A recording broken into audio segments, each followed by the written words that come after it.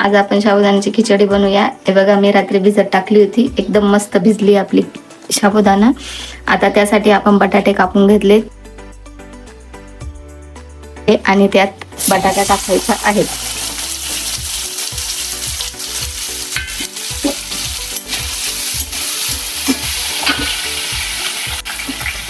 आपण थोडंसं मीठ टाकूया बटाट्याला.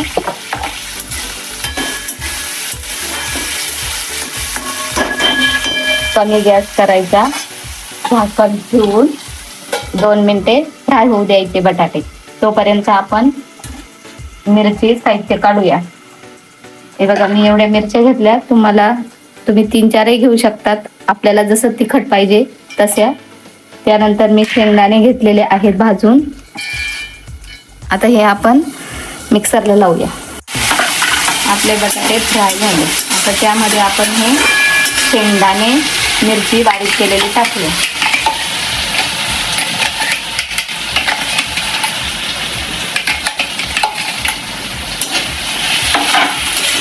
हे थोडे असे फ्राय होऊ द्यायचे बटाटे आणि मिरची.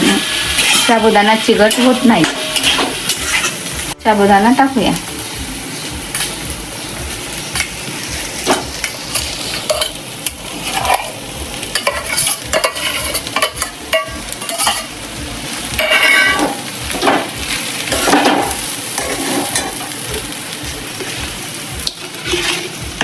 आपण आता थोडंसं मीठ टाकूया.